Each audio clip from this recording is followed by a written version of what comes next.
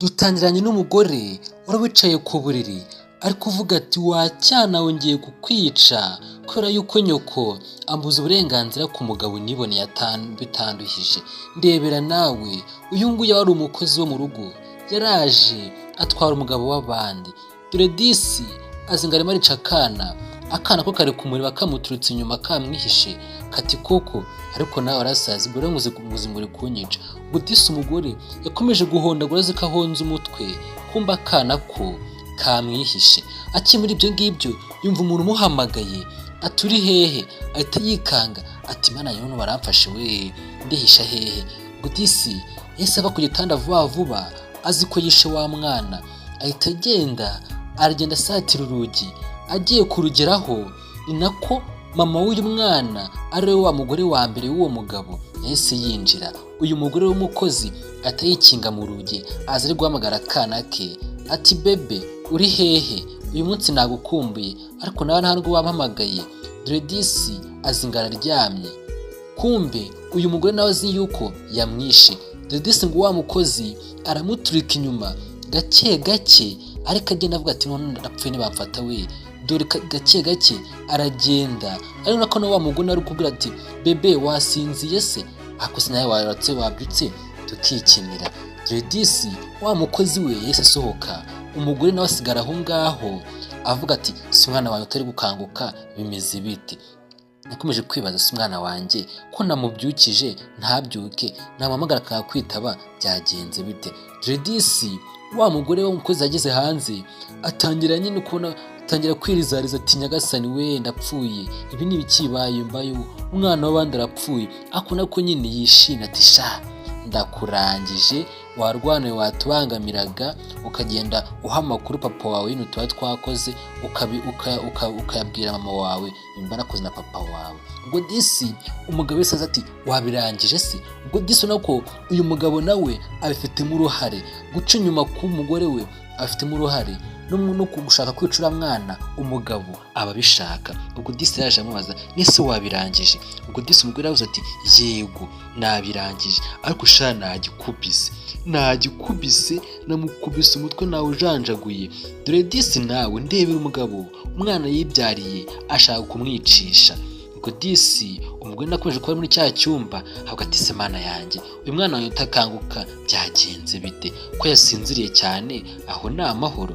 Byamwanze mu nda agenda yorose ishuka, ndebera acyorose ishuka ariko kwitegereza neza yakubiswe n'inkuba. Ese mana yanjye abonye iki? Ndebera nawe yakubiswe n'inkuba. Siko twabonye wa mwana batamwishe byagenze bite ko ndeba atangiye kurira. Ese nyuma basi yaje kumwica. Ndebera umugore aha nawe arishimye wa mukozi ndetse na wa mugabo we barishimye bavuga ati cya cyana wakirangije cyaturaburizaga ako bundi duturafi no kwigendera bano tukabasiga. Ubwo disi bakimwe ibyo ngibyo bakuvati ngo byagenze bite, umugore we abaraje ubona ko nyine yahahamutse avuga ati mana yanjye we umwana wanjye yapfuye. Ubwo disi umugabo mukwishijisha yahise amutangira ati habaye iki ngo yapfuye. Ubwo disi ubona ko umugore yahahamutse ati ibintu mbonye mana yanjye ntabwo bishoboka we. Ndebera ibaze usanze yapfuye, ese uyu mugabo mana yanjye yaba ari mukuri. Ndebera nawe ibintu bibera mu ngo. Butse ko subscribe mutarayikora ese nayo kuzinda gushimiye, kandi ukeneye n'izindi nkuru wagana channel yacu yitwa Vazi Media kaza kubaha link mukaza kubireba. Ndebera disi umugabo yakomeje kuvuga ati hangane, ari nako umugore ubona ko nyine byamurenze ariko uyu mukozi ku ruhande avuga ati umva ndamuhamije ahubwo nawe nureba nabi nzaguha. Dore disi umugabo ari kwigisha disi kandi uramwana no kugira ngo apfe yabigize mu ruhare. Disi bakomeje kujya mu nzu, umugore we nta mbaraga afite, umugabo aramusindagiza gake ari nako na wa mukozi abazanira ibiryo. Ako twabonye uyu mugabo nura mukozi ibyo bakoze bari babipanze byose mwabibonye. Ubwo disi umugore byamurenze asigaye yifitiye agapupe kasigaye aterura basi kugira ngo yibuke umwana we. Ndebera nawe ngo disi umugore yazanye azana icyayi ngo ntibabe banywa ariko ubona ko nyine ni ukwijijisha mwese byose mwabibonye ukuntu byagenze. Uyu mugabo n'uyu mukozi babifitemo uruhare kugira ngo uriya mwana apfe. Ese umwana yarapfuye cyangwa ntiyapfuye? Ko twabonye umwana ari kwihisha ati ntago wanyica, umugore akaba akuye ishoka tukabona ahindutse nabi, byagenze bite? Ngo disi umugore biba byamurenze, ese ari wowe wakora iki? Ndeba nawe ibintu bibera mu ngo. Ese wa mugabo we niba waca umugore inyuma ni ngombwa ngo wice umwana w'inzirakarengane? Ngo uze kwishyira muri komenti utubwire. Ngo disi umukozi nyine umugabo ubona ko nyine nta kuntu nyine hari ukuntu ubona bari kwijijisha, ariko kumbe tuzi ukuri. Ngo disi umukozi yahise agenda yisubirira mu gikoni, umugore nawe agahinda karamwica. Akiye muri ibyo ngibyo umugabo ati se sheri wakwihanganya ukanywa? Ndebera nawe umugabo nkawe akagize agahinda ngo wakwihanganya ukanywa? Ndebera nawe nta mutima ntaki.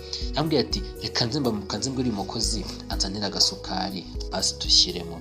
Disi yaramucunze agenda gake gake asatira wa mukozi. Ese nyagasani byagenze bite? Ngo disi umugabo yaragiye yegera wa mukozi atangira kuganira gake gake ati ako se uriya mugore ntabwo yaduketsera? Ati se bwa burozi wabushyizemo nawe tumurangize? Ngo disi bakomeje kuganira umukozi ati umva ngiye cyane sonze sinjye mba nabirangije kare, uburozi nabushyizemo kare rwose humura nabikoze. Umugabo ati nizere ko wabikoze, ukaramutse tumenye ntarubizi rwose ko bitagenda neza. Ubwo disi hakomeje kuganira ukuntu bagiye gupanga umupangu wo kwica n'uyu mugore. Umwana bamurangije. Umukozi ati mva tuzarusigaramo, n'ubundi ntabwo namukundaga kandi n'ubundi ruzi turikundanire, rero uburozi nabushyizemo. Ndebera nawe ibintu bibera mu ngo. Ubwo disi umugabo yagiye ati umugore ahangaha ngagiye kubwira umukozi ngo ibiki n'ibiki. Kumbe cya gikombe bateretse imbere y'uriya mugore ngo nicyo bashyizemo uburozi, nibyo bari kuganiraho. Reka tureke araza kubinywa. Umugore ati ewa namurangije. Umugabo ati reka dutegereze akosire ko niba atarimo no kunywa bimeze bite? Umugore ati nyine aracyafite agahinda ariko mu kanya arakinywa. Umugabo akomeje kuvuga ati nta kibazo, ese ko ibyo wakoze wabikoze kandi none tuba tuvumbuye twese twagenda. Umugore ati yego humura, ase wagiye unyizera gikomba nabirangije. Dore nta bintu bibera mu ngo z'iki gihe. Ese ubaye uriho wabigenza ute? Ubaye uri umudamu wabigenza ute? Ubaye uri umukozi se nibwo wakujya kwica umwana nubwo waba uryamana na bosi wawe? Ndebera disi umugore ameze nk'uwarwaye hahamuka atekereza umwana we, ntazi ngo bizagenda bite. Ese byagenze bite ko twabonye umwana we yamuturukaga inyuma arimo kumuseka ati urimo urakura ubusa? Uyu mugore akaba yaje agakuraho ishoka tukabona ahindutse nabi, akaba yarwaye ntiyahamuka. Byagenze bite? Kora subscribe, inkuru yo nayibazaniye muraza kumenya ukuntu byagenze. Kora subscribe, uduhe share, uduhe n'ibitekerezo, ukande hara kuri share, ukande kuri like, wandike no muri comment uvuga ati iyi nkuru nkuyemira isomo kandi muri muduha n'izindi nyinshi. Nshimira abakoze subscribe kandi turayikora ndagusaba ngo uyikore. Kandi ukeneye n'izindi nkuru wagana channel yacu yindi yitwa Fazi Media ukabona izindi nkuru tubagezaho. Ndagusaba gukora subscribe kugira ngo buri munsi tubaye inkuru ujye umenya ko twayibahaye igisohoka kugera ako kanya. Nicyo kiza cyo gukora subscribe ugakanda no kukazogera kugira ngo kandi ibyo naziha inshuti zawe kuko twagize inkuru ziryoshye nkuko musanzwe mwitubwira. Ubwo disi umugabo yaraje amaze kuvugana n'umukozi bamaze gupanga umupangu ahitaza yegera wa mudamu we. Ubwo disi umugore yabaye nk'uwikanga, isahani yari afite ayitura hasi. Bivuze ngo uyu nawe ni akantu bamaze gupanga ariko ubona ko nyine igishije ubwoba kandi nta kintu yabonye. Disi yabaye nawe nk'uhamutse. Umugabo aragenda afite cya gikombe kirimo uburozi ati se wakwihanganya bebe, wakwihanganya ukanywa sibyo se? Ubwo disi umukozi nawe hari inyuma ashaka kwihamukishirishwa, aravuga ati mana yanjye ariko atuvumbe yatwica. Ubwo disi umukozi nawe yari muri ibyo ngibyo akimara atekereza, umugabo akanywesha umugore akabyanga. Umugabo naragotomera avuga ati nta kibazo reka ninywere. Disi wa mukozi wahara guturuka inyuma nkuko muri kwibona, ubona ko nyine gisarishijwe kandi ni nawe wamwishe, byaramurenze. Ahitaza gake gake ubona ko byamurenze, aravuga ati muntabare. Arazasatira babandi ageze imbere yabo ahita yitura hasi. Ndebera ese bigenze bite? Aho twabonye yuko bamaze gupanga ibintu. ubwo disi umugabo nawe yahise ahaguruka ati se wabaye iki, ndebera umugabo utuntu baba bapanze, umugore nawe bari aho ngaho ntazi ngo bimeze bite. ubwo disi umugabo yaragiye ajya kumwegura avuga ati se ubaye iki. no kujya kumwegura ariko nawe yatangiye gukorora mu nda, atangiye gukorora ati nyagasani ibisi ni ibiki, mu nda haranyishe we, mu nda hatangiye kundya. ubwo disi umugore wicara ngo yifitiye agahinda avuga ati umwana wanjye mana yanjye. dore disi ngo aratangira kwisetsa ese mana yanjye umuryango bite byawo. umugore ko yari yababaye tukaba tunatangiye kwisetsa byagenze bite. uyu mugabo n'uriya mukozi ko bari mu gapangu kwicura mwana byagenze bite. akusana ko ndewe n'umugore atangiye guseka bimeze bite. tubona yuko uyu mugore nawe nta kantu yabakinnye, ese yabateza gaki. umugore ati gore mwaramuzi yuko rero mwafatishije, umva ntago umuntu usha ubwenge, uranyumva neza, ntago umuntu usha ubwenge nshobora kubihishamo mutazi n'ibyo ari byo. ese byagenze bite. badusubiza inyuma umunsi wa mugore yaragiye ageze muri cya cyumba agikuraho ishuka yatangiye kurira nk'uko twabonye cya gihe kare.